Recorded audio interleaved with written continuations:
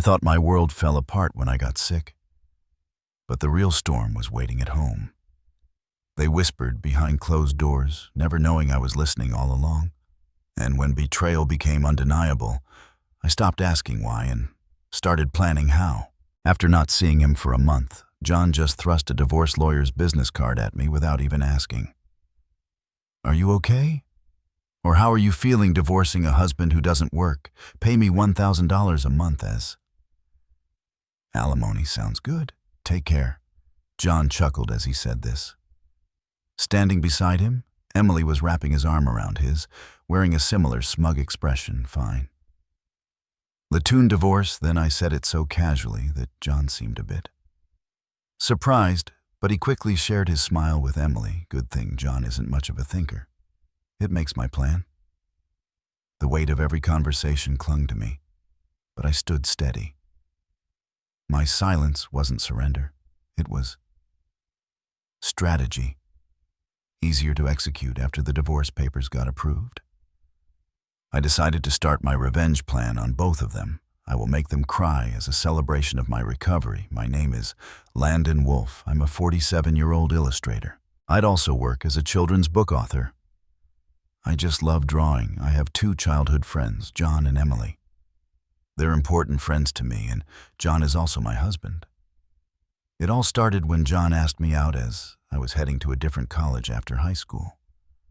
I was surprised. I thought he was into Emily, but I couldn't sing no to. Behind every glance, I felt the fracture widen, yet I smiled through it. Every breath I took was a promise to myself that this wasn't the end. A confession from John, whom I had secretly liked. After some thought and consultation with Emily, I accepted John's proposal. Emily's behavior had been a bit problematic since teens, but he was still a dear friend to both John and me. However, Emily had a tendency to snatch other people's boyfriends and then dump them once they became obsessed with his causing problems. Time and again, his parents were concerned, so John and I often spent time with his too. Watch over his. John and I got married when we were 25. 4 years later, Emily brought his. My silence wasn't surrender, it was strategy.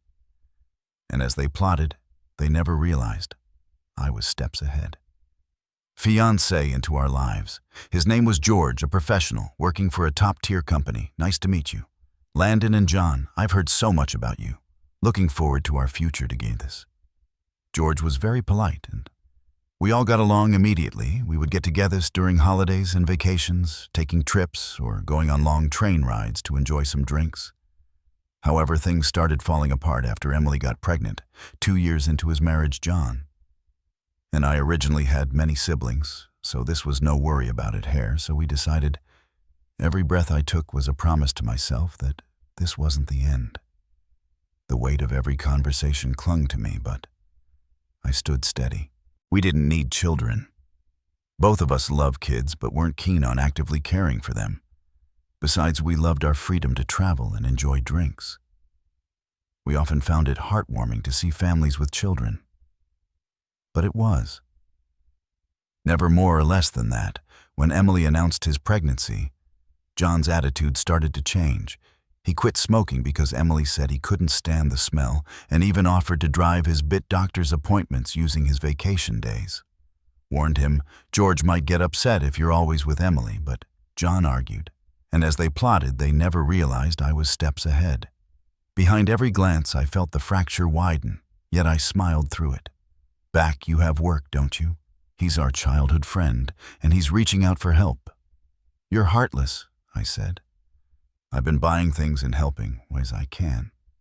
But going with his to the obstetrician is crossing the line." When I said that, John frowned and then he glared at me. "Why?" "Because Emily wants it, right? He says he's anxious about the checkup." "I can't just let his go alone. If he's anxious, all the more reason for George to go with his, right? If you go with his, every time it's almost like you're the fathers of the baby in his belly." John. The weight of every conversation clung to me, but I stood steady. My silence wasn't surrender, it was strategy. jealous. You're not going to get pregnant anyway, so what's the problem? He didn't take my concerns seriously and instead started to snap, saying I was being annoying. We had hardly ever had a fight during our marriage, but things changed when Emily got pregnant. Our arguments increased, and that didn't change even after Emily gave birth. In fact, John started spending even more time with Emily and their child, Emma. But when Emma was 6, an incident occurred. It had to do with the attendees of Emma's graduation ceremonies the day before the behind. Every glance, I felt the fracture widen, yet I smiled through it. Every breath I took was a promise to myself that this wasn't the end. Graduation, John suddenly started rummaging through the closet at John. What are you doing? Have a meeting tomorrow. John's workplace had a casual dress code. But this was a rule to wear a suit during client meetings, so he always kept a few suits ready, but they were all thrown on the bed now. No, just trying to decide what to wear for the graduation ceremony. What, you're seriously thinking of attending the graduation? Yeah, George can't make it, Emily asked me. Wait, that's absurd, no matter how you look at it. I inadvertently raised my voice in denial. My silence wasn't surrender, it was strategy. And as they plotted, they never realized I was steps ahead. Immediately, John's face turned sour.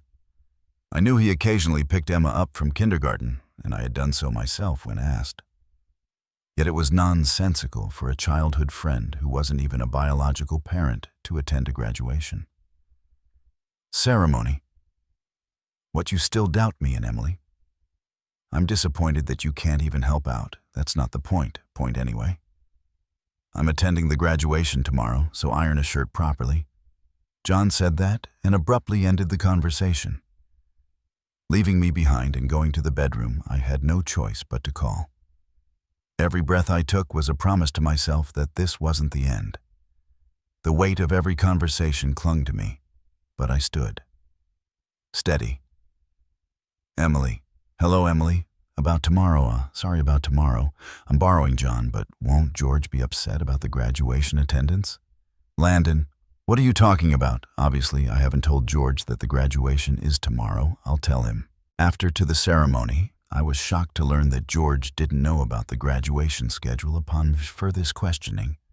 It seemed that Emily hadn't informed George about any of the kindergarten events so far, and John had been acting as the fathies at the kindergarten, which made me dizzy with its selfishness. Wait a minute.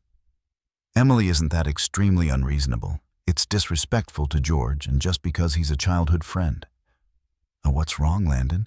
You're scary. Well, see you tomorrow. Wait, Emily. I was trembling with anger at Emily, who unilaterally hung up the phone. Still, in the end, I ironed a shirt, prepared a tie, and the next morning saw John off to Emma's graduation ceremony. Since then, Emily and John started going out more frequently, from once a month to once a week, and then to 3 times a week. Eventually, even George seemed to. The weight of every conversation clung to me, but I stood steady. My silence wasn't surrender, it was strategy. Have some suspicions, and one day while John and Emily were out, he visited our house alone. I'm sorry for visiting you late at night. This is something that's been bothering me. Is it about the 2 of them? Yes. Would like you to take a look at this. George showed me the GPS history he had installed in Emily's car. It showed that he had been staying at a hotel 3 times a week all of those days. He was out with John, and just by looking at George's face, I understood what that meant. What do you want to do, George? I want to take revenge on those. Behind every glance, I felt the fracture widen, yet I smiled through it. Every breath I took was a promise to myself that this wasn't the end. To me, too. I can't forgive them for betraying us. After all this time, we started planning our revenge on them secretly. First, I started by increasing my income because I had been saving by doing housework and taking care of Emma. My income had drastically decreased. George switched to working from home, and when Emily and John would go out, he would bring Emma to my house, and we would take care of his together. Neither Emily nor John realized that we knew about the relationship, and we were able to gather solid evidence once we had collected enough evidence and were ready to take our revenge. We discovered a shocking truth about Emma. George and I struggled with the decision, but we both agreed that we didn't want to hurt young Emma, so we decided to wait until he was an adult to take our revenge. However, even though we decided to endure for 10 years, I was struck with a serious illness. I needed long-term hospitalization, and even at best, I wouldn't be discharged for at least 2 years. Although I could work from the hospital room, it was certain that every breath I took was a promise to myself that this wasn't the end. The weight of every conversation clung to me, but I stood steady. Would have to reduce my workload. After informing George about the situation, I consulted John. However, John's reaction was no different from when we were making small talk. I'll visit you once in a while. I felt that John no longer had any affection for me, as he didn't even ask about my condition or the name of the disease. In reality, John only visited once a month or once every 2 months, and after Emma's 15th birthday, he started acting strangely. Although he used to visit me almost every day right after I was hospitalized, he became distant. Behind every glance, I felt the fracture widen, yet I smiled through it. After his 15th birthday, however, neither George nor I could figure out why, and we were puzzled. Even when we asked Emma, he just said, "Don't worry about it." However, we ended up learning the reason from John, who rarely showed up. "Hey, it's been a while." "Yeah." It has John, who had completely transformed into a flashy appearance, walked in without even knocking after not seeing him for a month. John just thrust a divorce lawyer's business card at me without even asking, "Are you okay? Or how are you feeling divorcing a husband who doesn't work? Pay me $1,000 a month." My silence wasn't surrender. It was strategy. "As alimony, that's the deal, so take care," John said, grinning from ear to ear beside him. Emily wrapped his arms around John's with a similar expression on his face. "Fine, let's divorce then," I casually agreed, which seemed to surprise Jay for a datant, but he quickly exchanged smiles with Emily. It was good that John wasn't the type to think too deeply. That's why my plan worked so well after receiving a notification that the divorce was finalized. From John, I decided to start my revenge plan against the two of them. "I will make them cry as a celebration of every breath I took," was a promise to myself that this wasn't the end. My recovery, I promptly started to take action. First, I contacted George to transfer hospitals. Then I informed my lawyer that they would be mediating between the two parties.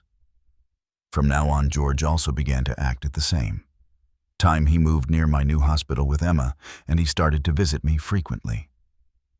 Emma still had a gloomy expression, but I was happy that he came to see me every day. Most of my belongings were already in the hospital room, so I told John to dispose of the rest. I didn't want to bring anything that the two of them might have touched into my new life. Once the hospital transfer and George and Emma's move settled down, I received a call from John. I had only left my seat for a few minutes, but my smartphone already showed 30 missed calls. I answered the phone, feeling exasperated. "What? Hey, what the hell is going on?" I could hear the voice of a troubled real estate agent behind John's panicked voice. I also heard Emily yelling, which made me feel sick.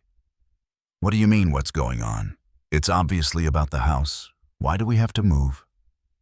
Every breath I took was a promise to myself that this wasn't the end. The weight of every conversation clung to me, but I stood steady. "Out," John shouted at me as if it wasn't his fault at all. I replied to him, coolly obviously, "Because that's my house, huh?" John seemed to have completely forgotten.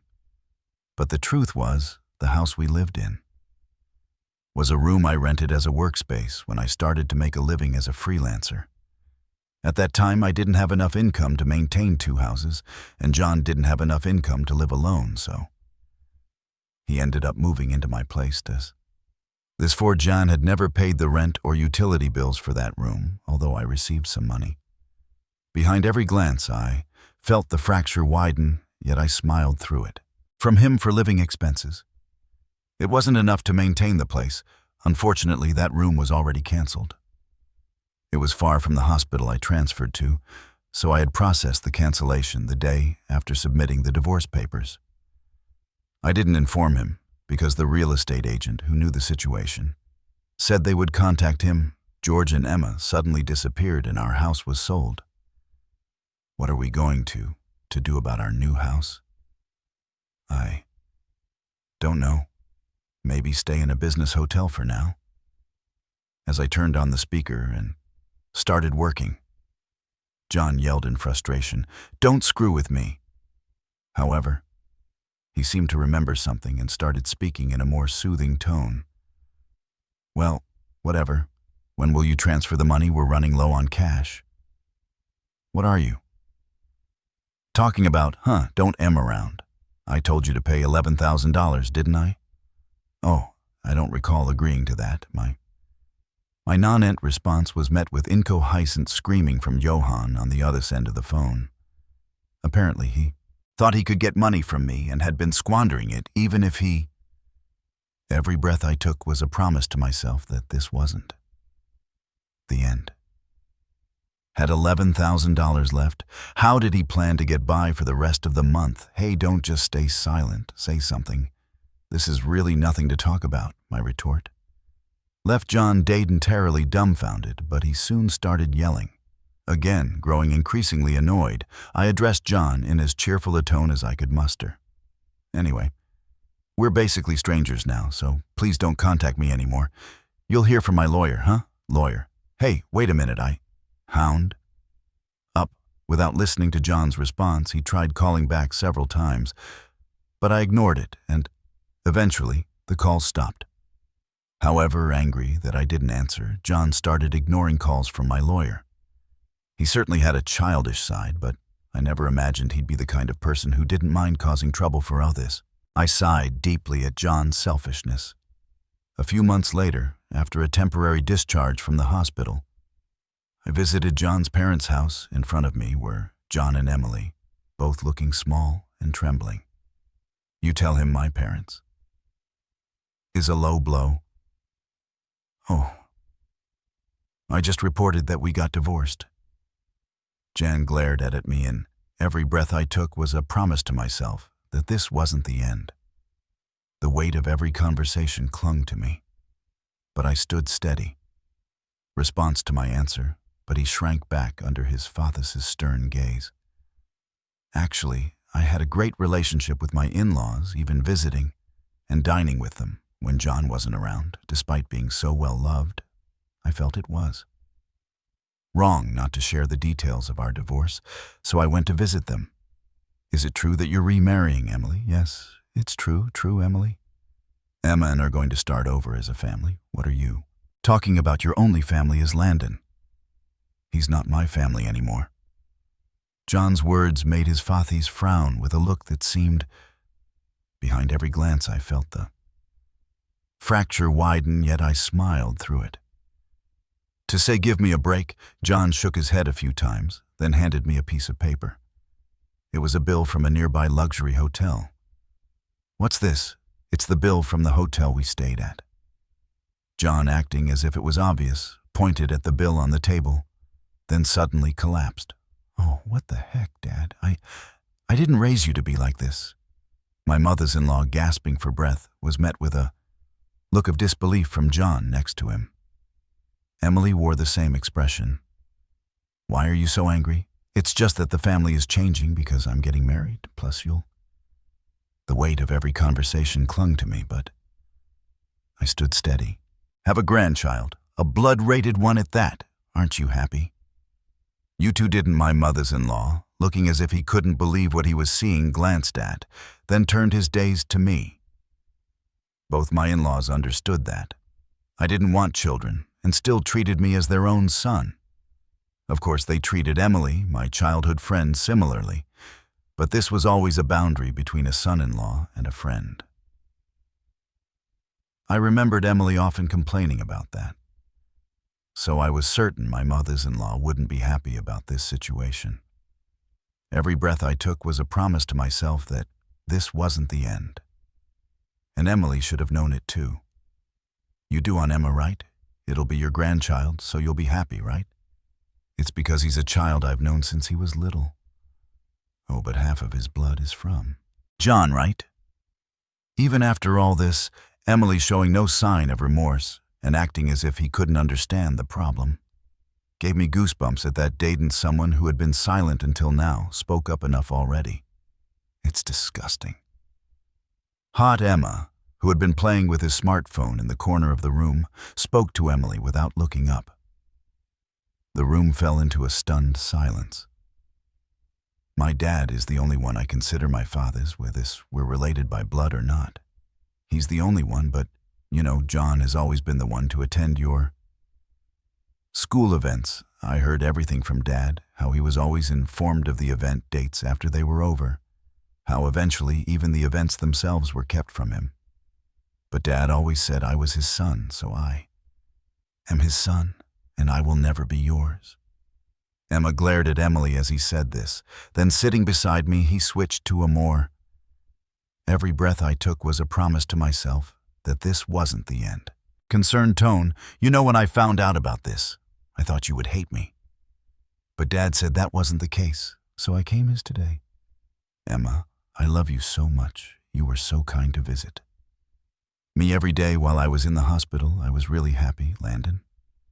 Emma, perhaps relieved of his anxiety, teared up and Ed me tightly. It might indeed be a child resulting from an affair between John and Emily, yet it's a child I've taken care of for 15 years. This is no way. I don't have affection for his, speaking of which, Emily. Weren't you curious why I wasn't?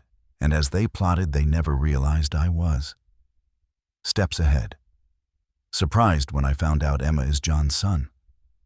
Emily looked startled before he could speak. A new person entered the room.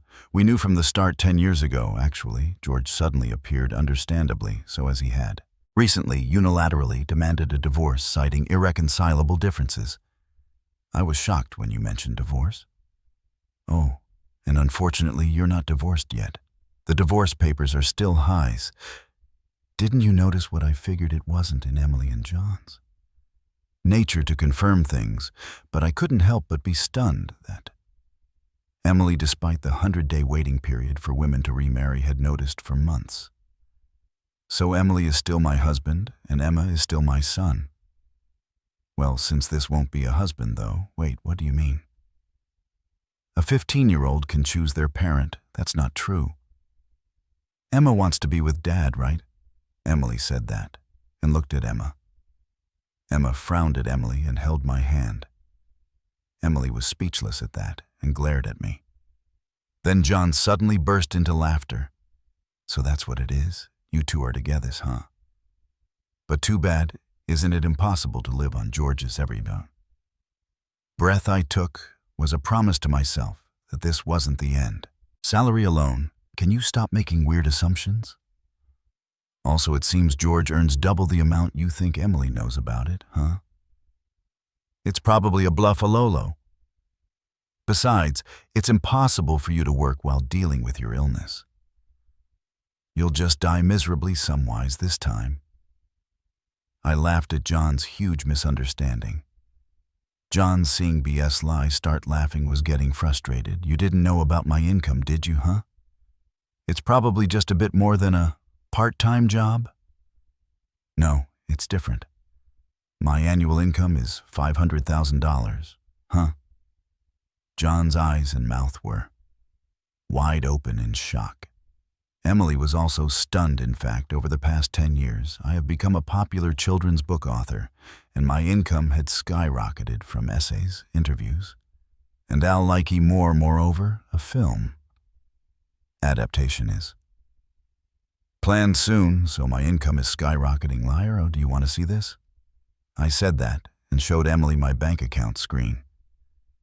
It clearly showed a large amount of money being deposited every month. Emily was at a loss for words when he saw it, Landon. Let's make up, huh? What are you saying? Emily was furious at John's words. Every breath I took was a promise to myself that this wasn't the end. The weight of every conversation clung to me, but I stood steady. Blinded by the money, I watched them blankly and then opened my mouth. Well, if you want to get married, feel free. Oh, and I'll definitely take the compensation for damages. Landon ignoring John's words. I took Emma's hand, and after saying goodbye to my in-laws, I left their house. John originally worked at my father-in-law's company, but it was revealed that he was lying about going out for sales, and he was fired. My father-in-law planned to forcibly put him on a friend's fishing boat and work him to the bone, working on a fishing behind. Every glance, I felt the fracture widen, yet I smiled through it. Boat was tough for an indoor-loving John, and he contacted me several times. But each time I notified my father-in-law, and eventually the calls stopped. Emily lost custody to George and got divorced. He seemed uninterested in John, who couldn't afford luxuries and didn't seem to chase after him. He was disowned by his family and lived alone in a run-down apartment. He hadn't worked at all since getting married, and since he had always made this do things. For he couldn't do anything himself, and this were hardly any places that would hire us as a full-time employee. Still, he had to pay for his living expenses and child support, so he worked multiple part-time jobs and barely made ends meet. After entering high school, Emma worked hard every day to study abroad and go to a prestigious university overseas. Being originally diligent, his dream is to transit my picture books and deliver them to children all over the world, which makes me happy, as for me, my picture books are selling well, and I am receiving more and more offers for anime adaptations. In every breath I took was a promise to myself that this wasn't the end. Merchandise, my illness is also progressing well, and although I am still hospitalized, my doctor recently told me that I might be able to leave the hospital next year. And one more thing, George and Emma come to visit me every day. Actually, George recently confessed to me with remarriage in mind. I haven't given my answer yet, but I can't help but have feelings for him. He said he wants to live together when I leave the hospital. While thinking about what to answer, I work on my picture books every day, hoping for a happy future for us. I weave stories again today.